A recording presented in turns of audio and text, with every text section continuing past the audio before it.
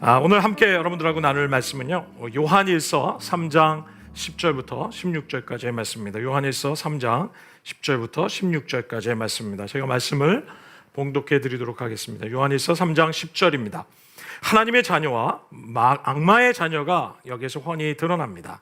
곧 의를 행하지 않는 사람과 자기 형제자매를 사랑하지 않는 사람은 누구나 하나님에게서 난 사람이 아닙니다. 여러분이 처음부터 들은 소식은 이것이니 곧 우리가 서로 사랑해야 한다는 것입니다. 우리는 가인과 같은 사람이 되지 말아야 합니다.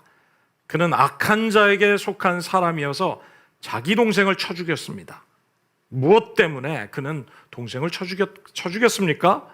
그가 한 일은 악했는데 동생이 한 일은 의로웠기 때문입니다. 형제자매 여러분, 세상이 여러분을 미워해도 이상히 여기지 마십시오. 우리가 이미 죽음에서 생명으로 옮겼다는 것을 우리가 압니다. 이것을 아는 것은 우리가 형제자매를 때문입니다. 사랑하지 않는 사람은 죽음에 머물러 있습니다. 자기 형제자매를 미워하는 사람은 누구나 살인하는 사람입니다.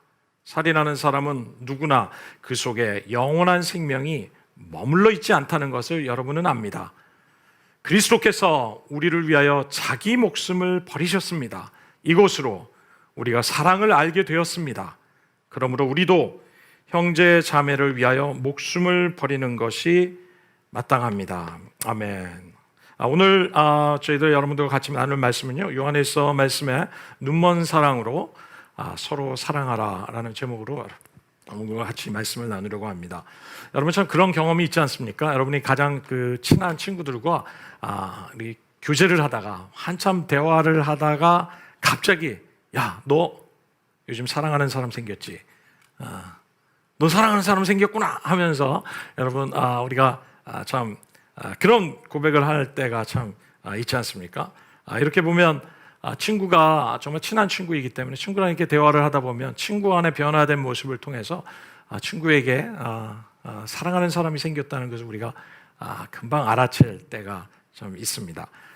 여러분 이런 것은 참 어떻게 보면 우리 남자들은 둔감해서 잘 알지 못하지만 특별히 우리 자매님들은 더 예민하게 그것을 알게 되는 것 같습니다. 말도 하지 않았는데 알아채는 것. 여러분 왜냐하면 우리 이 사랑 때문에 친구의 삶에 변화가 된 것을 우리가 눈치를 채는 것이죠. 여러분 누군가 우리의 삶에 사랑하는 사람이 생길 때 또 누군가로부터 내가 사랑받는다는 것을 여러분 경험할 때 여러분 우리 안에 참 놀라운 변화가 생기게 되는 것이죠. 참 그것을 보면 사랑은 사람을 변화시킨다라고 우리는 말할 수 있을 것 같습니다. 제가 오래전에 한 아이를 입양한 한 엄마의 스토리를 책으로 읽은 적이 있습니다. 그녀는 아이를 처음 입양하는 입양사무소에서 만났을 때의 기억을 잊지 못하고 고백하고 있습니다. 룩이라는 이름을 가진 8살 아이를 입양했을 때 처음 아이가 너무나 무서워하고 두려워하고 낯설어하는 모습, 그리고 그 자리에서 그렇게 울었던 모습을 그 엄마는 잊지 못한다고 말합니다.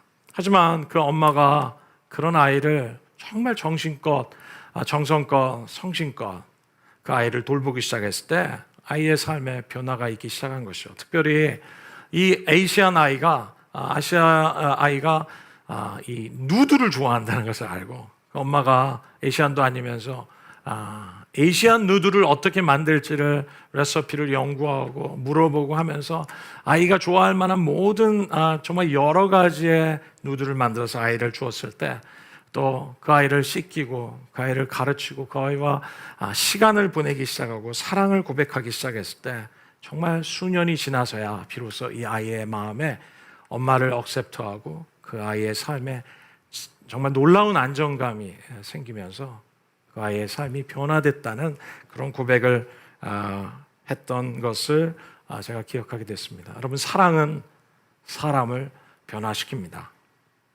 여러분 하나님과 우리와의 관계도 정말 마찬가지입니다. 우리를 향한 하나님의 진정한 사랑은 결국 우리를 변화시키고 말 것이라는 겁니다. 이 사랑이, 이 놀라운 사랑을 경험하는 자마다 정말 우리의 삶에는 정말 참된 변화가 있기 마련이라는 것입니다. 왜냐하면 이 참되신 하나님과의 사귐이, 그 놀라운 사랑이 바로 우리를 변화시키기 때문에 그렇습니다. 오늘 본문 말씀 10절의 말씀을 같이 읽으실까요? 한 목소리로 같이 읽도록 하겠습니다. 하나님의 자녀와 악마의 자녀가 여기에서 훤히 드러납니다. 곧 의를 행하지 않는 사람과 자기 형제를 사랑하지 않는 사람은 누구나 하나님에게서 난 사람이 아닙니다. 여러분, 이 말씀에 뭐라고 얘기합니까? 하나님의 자녀는 드러나기 마련이라는 것입니다. 여러분, 의를 행하지 않는 사람, 형제자매를 사랑하지 않는 사람은 어떻게 하나님의 자녀라 할 수 있겠느냐라는 사도 요한의 말씀입니다. 여러분, 옛말에 이런 말이 있지 않습니까? 콩 심은 데 콩 나고 팥 심은 데 팥 난다라는 말이 있지 않습니까? 여러분, 콩이나 팥은 여러분 싹이 자라고 줄기가 나는 그 단계에서는 콩인지 팥인지 구별할 수가 없다고 얘기합니다. 그것이 마침내 열매를 맺을 때가 되어서야 여러분 그것이 콩이었는지 팥이었는지 그 열매를 통해서만 확증할 수 있다는 것입니다. 여러분, 예수님을 믿는 사람이 내가 하나님의 자녀인지 알 수 있는 방법은 바로 내 삶에 나타나는 삶의 열매를 통해서 알 수 있다고 하십니다. 여러분, 하나님의 자녀라면 의의 열매가 나타나야 한다는 것입니다. 이 의의 열매란 거룩한 삶의 열매들이 우리의 삶이 거룩해지기 시작하는 일이 있어야 한다는 것이죠. 그뿐만 아니라 하나님의 자녀라면 여러분 사랑의 열매들이 그의 삶에 있어야 한다고 말씀하십니다. 여러분, 우리가 지난주에도 말씀드렸지만 구원의 확신은 참으로 중요합니다. 우리의 신앙생활에서. 그러나 여러분, 구원의 확신으로만 여러분 구원은 끝나지 않습니다. 그 구원은 확증이 필요합니다. 다시 말하면 그 확증은 행함을 통해서, 순종을 통해서 나타나는 여러분 그 열매를 통해서 여러분 그 구원이 우리 안에 그 생명으로 역사되고 있는지 여러분 그 열매를 통해서 우리가 확증할 수 있다는 것입니다. 너무나 많은 사람이 믿음은 그냥 내면에서 일어나는 변화라고만 여길 때가 얼마나 많은지 모르겠습니다. 믿음 안에 내면에서 일어나는 하나님에 대한 확신으로 그쳐지는 사람들이 얼마나 많은지 모르겠습니다. 그러나 성경은 우리의 내면의 믿음은 열매로 나타나야 되고 순종의 열매, 삶의 열매, 의의 열매, 사랑의 열매로 나타나게 될 때 그때서야 비로소 우리의 믿음이 살아있는지 우리 안에 생명이 있는지 확증할 수 있다고 말합니다. 여러분, 믿음은 내면의 역사로만 그쳐지지 않습니다. 믿음은 우리 안에 생명을 만들어내죠. 그리고 우리 삶에 그 생명은 행함과 순종의 열매를 나타나게 하고 결국 그 믿음이 있다는 것이 열매를 통해서 드러나기 시작하고 나타나기 시작하는 것. 여러분, 이것이 바로 믿음의 본질이라는 것입니다. 여러분, 그렇기 때문에 우리의 믿음의 목표는 여러분 변화의 열매까지, 우리의 삶의 변화의 열매까지 나타나야 한다는 것입니다. 이것이 우리의 믿음의 목표가 되어야 되고 그렇게 될 때 우리의 믿음이 완성되어 간다는 것을 우리가 확증할 수 있다는 것입니다. 여러분, 농부가 씨를 심죠. 그 씨를 심을 때 농부는 그 씨를 심는 이유는 바로 열매를 보기 위해서입니다. 열매에 대한 기대가 없다면 이 농부는 여러분 씨를 뿌리지 않을 것입니다. 하나님께서 우리의 심령에 하나님의 씨를 뿌리셨다고 말씀했습니다. 하나님께서 우리의 심령에 하나님의 생명의 씨를 뿌리신 이유는 그 생명의 씨가 자라나서 열매를 맺도록 하시기 위한 하나님의 기대가 있기 때문에 농부이신 하나님께서는 저와 여러분의 심령 안에 그 생명의 씨앗인 예수 그리스도의 그 생명의 씨앗을 우리 안에 뿌리신 것이죠. 여러분, 그것은 언젠가 열매로 나타나야 하고 의의 열매, 거룩의 열매, 사랑의 열매로 나타나야 한다고 말씀하십니다. 거룩한 삶을 살아야 합니다. 생각에서도, 삶에서도 사랑하는 삶을 살아야 합니다. 그래야 우리는 구원받은 하나님의 자녀라는 것을 확증할 수 있다는 것이죠.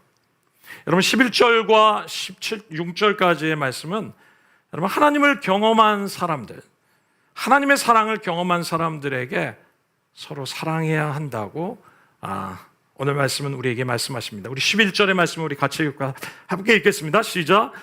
여러분이 처음부터 들은 소식은 이것이니 우리가 서로 사랑해야 한다는 것입니다. 우리가 서로 사랑해야 한다는 것입니다. 여러분 빛이신 주님과 사귐을 갖기 시작할 때 일어나는 변화는 바로 사랑입니다. 여러분 요한일서는 5장밖에 되지 않지만 여러분 요한일서의 전반부에서는 이 죄에 대해서 말하고 있습니다. 그러나 후반부로 넘어가면서부터 말하고 있는 것은 바로 사랑에 대해서 말하고 있습니다. 여러분 그래서 이 요한일서의 말씀에 보면 여러분 이 사랑이라는 단어, 여러분 원어로 아가페라는 이 단어는 여러분 명사형과 동사형이 같이 반복해서 사용되는데 총 36번이나 사용되고 있습니다. 여러분 왜 사도 요한은 이 사랑에 대해서 이렇게 강조하면서 이 요한일서를 기록하고 있을까요?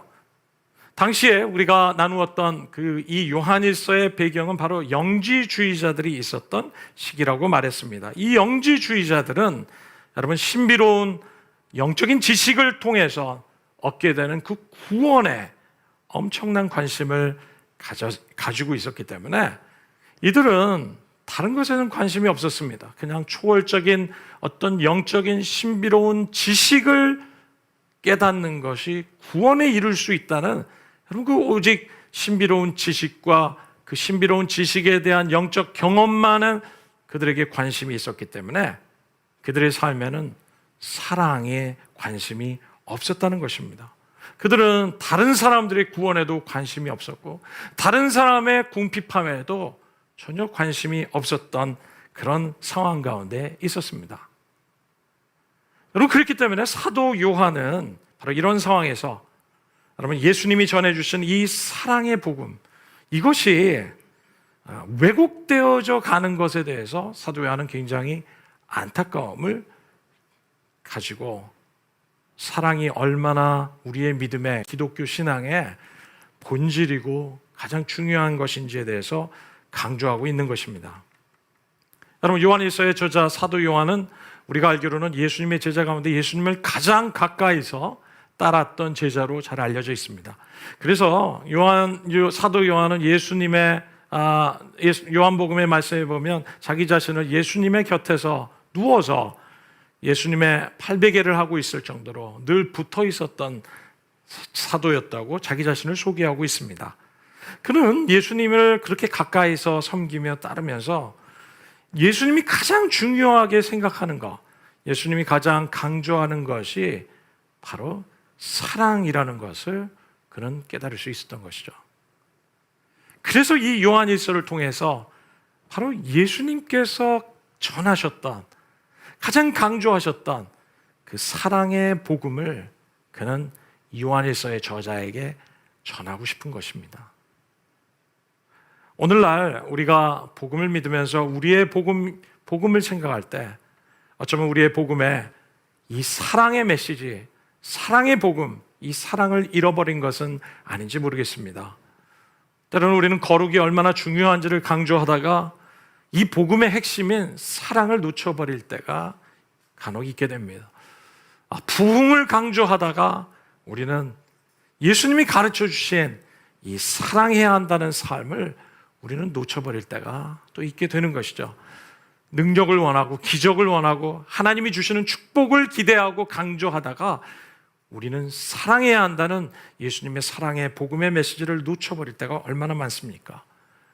정말 너무나 본질이 아닌 것에 우리가 초점을 맞추고 이런 것들 때문에 마음이 상해서 여러분 참된 사랑을 놓쳐버릴 때도 참으로 많이 있는 것을 보게 됩니다. 오늘 사도 요한은 오늘 이 아침에 이 메시지를 듣는 우리들에게, 저와 여러분에게 사랑의 복음을 회복해야 한다라고 강조하고 계심을 믿습니다. 예수님께서는 제자들에게 이런 말씀을 하셨죠. 여러분, 요한복음 13장 34절의 말씀입니다. 요한복음 13장 34절의 말씀 우리 좀 한 목소리로 읽을까요? 같이 읽도록 하겠습니다. 시작. 새 계명을 너희에게 주노니 서로 사랑하라. 내가 너희를 사랑한 것 같이 너희도 서로 사랑하라. 너희가 서로 사랑하면 이로써 모든 사람이 너희가 내 제자인 줄 알리라. 예수님께서는 제자들에게 서로 사랑하라고 말씀하셨습니다. 너희가 그렇게 사랑할 때, 내가 너희를 사랑한 것처럼 너희도 그렇게 사랑하게 될 때 이로써 너희가 내 제자인 줄을 알겠다라고 예수님께서 말씀하십니다. 오늘 아침에 이 예배를 들으면서, 이 메시지를 들으면서 사랑을 회복해야 할 분들이 계십니까? 혹시 최근의 삶에서 우리의 삶에 사랑을 놓쳐버린 분들이 혹시 계시지는 않습니까? 혹시 우리의 삶에 사랑하고 있지 못하는 사람이 있지는 않습니까? 서로 사랑하라 하는 예수님의 말씀 앞에 정말 나를 불쌍히 여기십시오 라고 엎드리면서 우리 자신을 겸손히 낮추기를 주님께서 원하신다고 믿습니다. 여러분, 우리는 반드시 사랑해야 합니다. 형제 자매를 사랑하지 않는 사람은 하나님에게서 난 사람이 아니라고 하셨기 때문에 그렇습니다. 너희가 형제 자매를 사랑하지 않는다면, 사랑하지 않는 사람은 하나님에게서 난 사람이 아니다, 하나님의 자녀가 아니라고 말씀하십니다. 여러분, 오늘 이 아침에 이 주님의 음성을 듣는 저와 여러분이 되시기를 주님의 이름으로 축원합니다. 너는 사랑해야 한다, 주님 말씀하십니다. 너는 놓쳐버린 사랑을 회복해야 한다 말씀하십니다. 이 모든 것보다 사랑이 가장 중요하다, 절대로 이 사랑을 놓치지 말아야 한다라고 말씀하십니다. 너희가 서로 사랑해야 한다. 이 사랑을 회복하는 그런 놀라운 이 아침이 되기를 주님의 이름으로 축원합니다. 여러분, 12절의 말씀을 같이 보실까요? 사도 요한은 이 사랑해야 한다는 것을 강조하면서 12절에 창세기의 가인과 아벨의 스토리를 우리에게 예로 들고 계십니다. 같이 읽겠습니다. 우리는 가인과 같은 사람이 되지 말아야 합니다. 그는 악한 자에게 속한 사람이어서 자기 동생을 쳐 죽였습니다. 무엇 때문에 그의 동생을 쳐 죽였습니까? 그가 한 일은 악했는데 동생이 한 일은 의로웠기 때문입니다. 여러분, 이 사도 요한은 가인과 같은 사람이 되지 말라고 오늘 말씀하십니다. 여러분, 가인은 어떤 사람이었습니까? 자기 동생을 시기해서 미워해서 그를 죽였는데, 왜 가인이 동생을 죽였습니까? 성경 우리에게 이렇게 말씀하고 계십니다. 자신의 행위는 악했는데 동생 아벨의 행위는 의로웠기 때문에 그는 그의 동생을 죽였다고 말합니다. 동생이 의로웠는데 의롭게 살아가는 동생을 보면서, 하나님 말씀대로 그렇게 살아가는 동생을 보면서 오히려 그 마음에 여러분 시기하고 증오하기 시작해서 결국은 자기 동생 아벨을 죽여버리기 시작했습니다. 여러분, 한번 생각해 보십시오. 사람을 죽인 이유가 여러분 의로운 행위를 했기 때문에 죽였다니, 여러분 그럴 수 있습니까? 여러분, 불의한 행위를 한 사람에 대해서 우리가 분노할 수 있죠. 미워할 수 있죠. 여러분, 이것이 당연하다는 생각을 할 수는 있지만, 그러나 여러분, 잘못한 것이 없는 사람, 의로운 행위를 했기 때문에 우리가 그것 때문에 그 사람을 증오의 대상으로 여긴다면, 여러분 그것이 바로 어떻게 합당하다고 말할 수 있겠습니까? 여러분, 이것은 말도 안 되는 일 아니겠습니까? 여러분, 그렇지만 우리가 살아가는 이 세상에는 이런 일들이 일어나고 있다는 사실입니다. 여러분, 왜 그렇습니까? 왜 우리가 살아가는 세상에 정말 의롭게 살아가는 사람들을 그렇게 미워하고, 여러분 하나님 뜻대로 살아가는 사람들을 그렇게 증오하는 그런 일들이 발생합니까? 여러분, 그 이유는 바로 요한일서 5장 19절에 있는 말씀처럼 우리가 살아가는 이 세상은 악한 자 안에 처해 있기 때문이라고, 되어 있기 때문입니다. 그래서 사도 요한은 성도들에게, 오늘 이 요한일서를 읽는 독자들에게 이렇게 13절에 말씀하고 계십니다. 뭐라고 얘기하십니까? 13절입니다. 형제자매 여러분, 세상이 여러분을 미워해도 이상히 여기지 마십시오. 세상이 여러분을 미워해도 이상히 여기지 마십시오. 하나님을 사랑하는 하나님의 자녀들이, 성도가 이 악한 세상에서 살아갈 때 이런 미움을 당할 수 있다는 것입니다.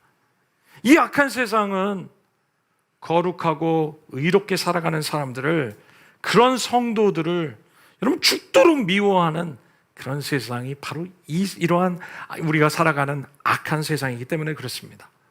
여러분, 우리가 신실하게 살아가고 있는 하나님의 사람들의 삶을 보면, 우리가 일터에서, 세상에서 살아가면서, 사업을 하면서, 여러분 살아가면서 정말 하나님 뜻대로 의롭게 살아가려고 하는 사람들이 참으로 많이 있습니다. 저는 그런 사람들을 가끔 만나면 얼마나 위로가 되고 얼마나 자랑스러운지 모릅니다. 그런데 여러분, 이런 사람들이 겪는 고통이 있습니다. 여러분, 그렇게 하나님의 뜻대로 살아가는데, 그렇게 의롭게 사업을 하려고 하고, 그렇게 하나님 기뻐하시는 뜻대로 살아가려고 하는데 얼마나 많은 시기를 경험하는지 모릅니다. 얼마나 많이 미움을 당하고, 한마디로 증오의 대상이 되는 것을 참 우리가 발견하게 됩니다. 아마도 여러분의 주변에 있는 사람 가운데도 이런 분들이 계실 수 있죠. 여러분, 회사에서, 우리가 살아가는 세상은 회사에서도 정말 성실하게 열심히 최선을 다해서 일할수록 더 미운 털이 박히는 그런 세상에서 우리가 살아가고 있습니다. 원칙대로 정직하게 일할수록 여러분 증오의 대상이 되어버린 경우들이 얼마나 많이 있습니까? 왜 그렇습니까? 이것이 바로 우리가 살아가고 있는 이 악한 세상의 본질이라는 것을 사도 요한은 우리에게 말씀해 주고 계십니다. 그러므로 여러분, 이렇게 13절에 이렇게 얘기하시는 것이죠. 세상이 여러분을 미워해도 이상히 여기지 마십시오라고 말씀하는 것이죠. 혹시 여러분의 삶 속에 일터에서 또는 직장에서 사업을 하면서, 아니면 심지어 교회 공동체에서든 아니면 가정에서든지 여러분 다른 이들과의 관계 속에서 여러분 이런 시기와 미움을 경험하고 계신 분들이 혹시 계실까요? 하나님의 뜻대로 살려고 하다가 오히려 판단과 미움을 당한 그런 경험은 없으실까요? 하나님의 뜻대로, 하나님이 원하시는 방법대로 섬기려고 하다가 오히려 판단을 경험하고 사람들로부터 엄청난 미움과 증오를 경험한 적은 없으실까요? 이로 인해서 우리는 때로는 상처를 받기도 하고, 또 낙심하기도 하고, 마음속에 억울하기도 하고 분노하는 적이 많습니다. 주님께서는 우리에게 말씀하십니다. 세상이 여러분을 미워해도 이상히 여기지 마십시오. 이것이 우리가 살아가고 있는 악한 세상의 본질입니다. 그러므로 세상이 여러분 의롭게 사는 우리 그리스도인들을 미워한다는 것을 이상히 여기지 말아야 한다. 여러분, 이것이 우리가 가져야 할 생각이라는 겁니다. 한번 예수님을 한번 생각해 보십시오. 저는 이 말씀을 묵상하다 우리 주 예수님을 생각하게 됐습니다. 예수님께서는 죄가 없으셨던 분이시죠. 그렇지만 그분은 세상의 모든 사람들로부터 죄인 취급을 받으셨어요. 사람들로부터 부당한 죽임을 당하신 분이 바로 예수님이십니다. 죄가 없는 예수님에게 무고한 죄를 사람들은 덮어씌우기 시작하고, 그리고 마침내 이 예수님을 미워하다가 어느 정도까지 미워하고 증오했냐면, 그 강렬한 미움이 결국은 이 예수님을 십자가에서 못 박아 죽여버릴 정도로 예수님을 미워하기 시작했습니다. 예수님은 온 세상에 죄가 없음에도 불구하고, 의롭게 사셨음에도 불구하고, 그분은 세상의 모든 증오를 받으신 대표적인 분이 바로 예수 그리스도이십니다. 여러분, 그 증오는 정말 보면 정상적인 증오가 아닌 것을 우리가 보게 됩니다. 이 증오는, 세상이 예수님을 향한 증오는 정말 여러분 부당한 증오였고 눈먼 증오였습니다. 그러나 이러한 상황에 예수님께서는 어떻게 하셨습니까? 예수님께서는 우리의 죄를 대신해서 지시기 위해서 대신 이 모든 부당한 죽음과 이 비정상적인 증오를 다 몸소 받으시고 십자가에서 죽으셨습니다. 그리고 3일 만에 하나님의 은혜로, 하나님의 능력으로 부활하신 분이 바로 예수 그리스도십니다. 저는 이 사실을 묵상하다가 너무나 놀라운 사실을 깨닫게 되었습니다. 여러분, 예수님은 부당한 증오를 받으셨고 비정상적인 증오를 받으셨고 눈먼 증오를 받으셨고 이 세상의 온갖 증오를 다 받으셨지만 오히려 예수님은 자기 목숨을 내어주는, 어떻게 보면 우리가 보기에 너무나 비정상적인 사랑을 그들에게 보여주셨죠.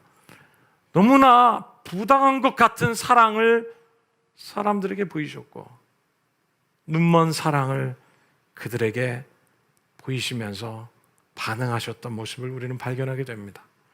여러분, 예수님께서 이렇게 반응하셨던 이유가 무엇입니까? 부당했지만, 비정상적이었지만 예수님은 그렇게 놀라운 사랑으로 이 세상의 증오에 반응하셨던 것은 예수님께서 세상의 부정함, 부당함을 보지 못하셨던 것이 아니었습니다. 그분은 다 하셨지만 그분으로 하여금 오히려 사랑으로 반응하시며 참으시고 인내하실 수 있었던 이유는 바로 예수님께서는 영원한 하나님의 나라를 보고 계셨기 때문이었죠. 그리고 하나님의 손에 이 억울함과 이 악함으로 인한 분노를 하나님의 손에 위탁하시고 그분은 그 분노를 하나님의 손에 위탁하시면서 하나님의 공의로운 심판의 손에 맡기시게 되었던 것이죠.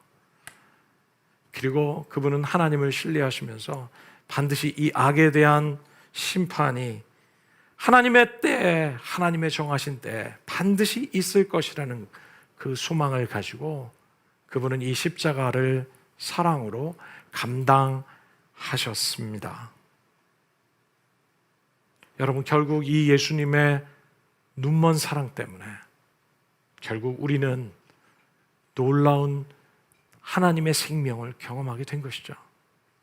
죽음에서 생명으로 옮겨진 것은 바로 이 예수 그리스도의 눈먼 사랑, 부당함에도 불구하고 그 모든 것을 뛰어넘는 사랑으로 반응하신 예수 그리스도의 십자가의 사랑 때문에 저와 여러분들에게는 생명이 임한 것입니다. 14절이 그것을 말하지 않습니까? 14절의 말씀을 좀 읽을까요? 우리가 이미 죽음에서 생명으로 옮겨갔다는 것을 우리는 압니다. 여러분, 이 죽음에서 생명으로 옮겨갔다는 거, 이건 무엇입니까? 그 이유가 무엇입니까? 바로 죄가 없으신 예수님께서 우리의 죄 때문에 미움당하시고 부당한 미움 속에서도, 증오 속에서도 그분께서는 그 죽음을 친히 사랑으로 우리를 구원하시기 위해서 감당하셨기 때문에 14절에 이미 죽음에서 우리는 생명으로 옮기게 되는 그런 놀라운 하나님의 생명을 경험하게 되는 놀라운 은혜를 우리가 누리게 된 것입니다. 그리고 죽으셨지만 3일 만에 다시 부활하심을 통해서 우리에게 이 죽음이 아닌 생명을, 능력을 경험하도록 하셨던 것이죠. 14절의 말씀을 계속 보실까요? 우리가 이미 죽음에서 생명으로 옮겨갔다는 것을 우리는 압니다. 이것을 아는 것은 우리가 형제자매를 사랑하기 때문입니다. 여러분, 뭐라고 얘기하시는 겁니까? 죽음에서 생명으로 옮겨? 말씀을 계속 보실까요? 하나님의 자녀가 되었다는 사실을 우리가 어떻게 압니까? 어떻게 안다고 얘기합니까? 그의 삶에 형제자매를 사랑하는 것을 통해서 우리는 이것을 알게 됩니다. 라고 사도 요한은 우리에게 말씀하고 계십니다. 여러분 잘 이 말씀을 잘 자세히 다시 한번 보십시오. 형제 자매를 사랑하기 때문에, 사랑했기 때문에 우리가 죽음에서 생명으로 옮겨진 것이 아닙니다. 오히려 예수님의 은혜로 죽음에서 생명으로 옮겨졌기 때문에 우리는 형제 자매를 사랑할 수 있게 된 것이라는 것이죠. 여러분, 이것이 복음이라는 것입니다. 그렇지만 하나님을 여러분 사랑하지 않는 사람은, 형제 자매를 사랑하지 않는 사람은 여전히 죽음 가운데 머물러 있는 것입니다. 예수님을 믿는다고 하지만 우리의 삶에 사랑하지 않는다면 그는 하나님에게서 난 사람이 아니다. 하나님이 우리에게 주신 그 생명이 우리 속에 있지 않다. 그는 여전히 죽음 가운데 머물러 있다. 그의 삶에 확증될 만한 사랑의 열매가 없기 때문이라고 사도 요한은 우리에게 말씀하십니다. 여러분 15절의 말씀을 계속해서 보실까요? 15절입니다. 자기 형제 자매를 미워하는 사람은 누구나 살인하는 사람입니다. 살인하는 사람은 누구나 그 속에 영원한 생명이 머물러지지 않다는 것을 여러분은 압니다. 구약의 율법은 우리가 누군가를 죽여야 살인이라고 여겼지만 예수님께서는 그 살인의 정의를 다시 하시기 시작하시죠. 그것은 바로 우리의 마음 속에서 미워하는 사람이 있다면 그것도 역시 살인이라, 다른 사람을 죽인 살인죄와 다름이 없다고 예수님께서는 우리의 마음의 영역까지도 말씀해 주셨습니다. 형제 자매를 미워하는 사람은 누구나 살인하는 사람이다. 그 속에 영원한 생명이 머물러 있지 않다는 것을 여러분은 압니다라고 얘기합니다. 영원한 생명이 머물러 있지 않다는 것을 15절이죠. 15절의 말씀이에요. 다시 보실까요? 살인하는 사람은 누구나 그 속에 영원한 생명이 머물러 있지 않다는 것을 여러분은 압니다라고 말씀하십니다. 사랑의 열매가 우리 속에 없다면 우리 안에 생명이, 영원한 생명이 없다는 증거가 되는 것이다라고 사도 요한은 우리에게 말씀하시죠. 그러므로 우리가 어떻게 해야 하는지 16절의 말씀을 통해서 이제 결론을 내려주십니다. 16절의 말씀 우리 한 목소리로 읽을까요? 같이 읽겠습니다. 시작. 그리스도께서 우리를 위하여 자기 목숨을 버리셨습니다. 이것으로 우리가 사랑을 알게 되었습니다. 그러므로 우리도 형제자매를 위하여 목숨을 버리는 것이 마땅합니다. 그리스도께서 우리를 위하여 자기 목숨을 버리셨습니다. 여러분, 예수님은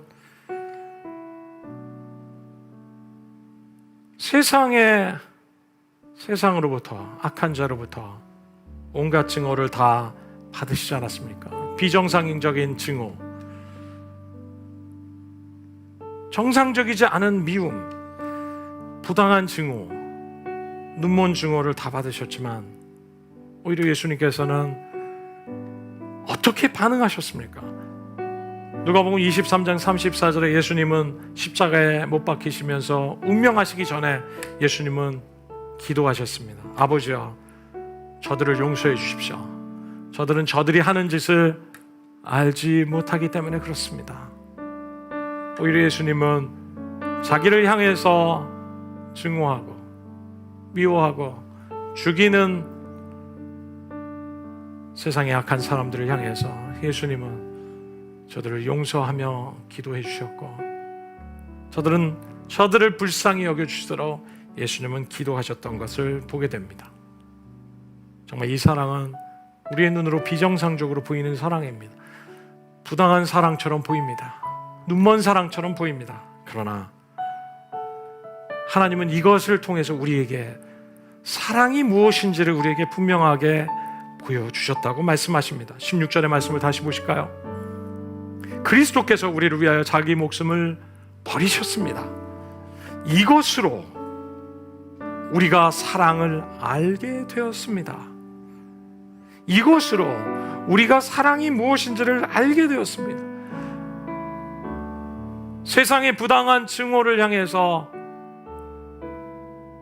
비정상적인 증오를 향해서 오히려 비정상적인 사랑으로 반응하셨던 그 예수님의 모습을 통해서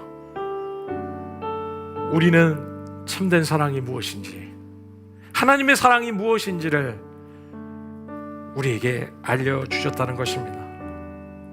예수님이 사랑이 무엇인지 알지 못한다면 우리는 참 사랑이 무엇인지를 결단코 알지 못할 것입니다.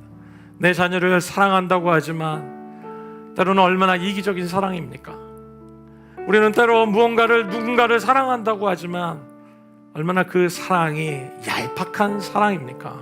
그러나 하나님이 예수 그리스도를 통해서 보이신 이 하나님의 놀라운 사랑을 우리가 깨닫기 시작할 때 비로소 우리는 참 사랑이 무엇인지를 깨닫게 될 것이라고 말씀하십니다. 16절의 말씀을 계속해서 보실까요? 그러므로 우리도 형제 자매를 위하여 목숨을 버리는 것이 마땅합니다 라고 말씀하십니다. 그러므로 16절의 말씀을 다시 보여주실까요? 그러므로 우리도 형제 자매를 위하여 목숨을 버리는 것이 마땅합니다. 우리도 주님의 사랑으로 형제 자매를 향해서 예수님께서 하셨던 이러한 사랑을 하는 것이 마땅하다라고 예수님께서는 지금 우리에게 주님께서는 말씀하시는 것이죠. 그것은 비정상적인 사랑이요, 부당한 사랑이요, 눈먼 사랑이요, 이해될 수 없는 상황에서도 그 사랑의 선택을 하는 그 사랑을 주님은 우리의 삶에 선택하며 나가는 그런 하나님의 자녀들이 되기를 원하십니다. 억울함에 대해서 보복하지 않고 복수하는 마음을 중단하고 원수 갚는 것이 내게 있다 말씀하신 그 예수님의 말씀을 기억하고 때가 되면 반드시 하나님께서 공의의 심판을 하실 때가 있으리라는 것을 깨닫고 우리가 원수 갚고 우리가 보복하려고 하는 모든 시도들을 이제 마음으로 행위로 스톱하고 우리도 형제 자매를 위해서 눈먼 사랑으로 사랑에 베풀어 주신 예수님의 사랑을 행하는 것이 마땅히 옳지 않겠느냐. 오늘 주님 우리에게 말씀하십니다. 저는 오늘 이 설교를 준비하면서 제가 얼마나 감사했는지 모르겠습니다. 나에게 복음을 분명하게 해주시는구나.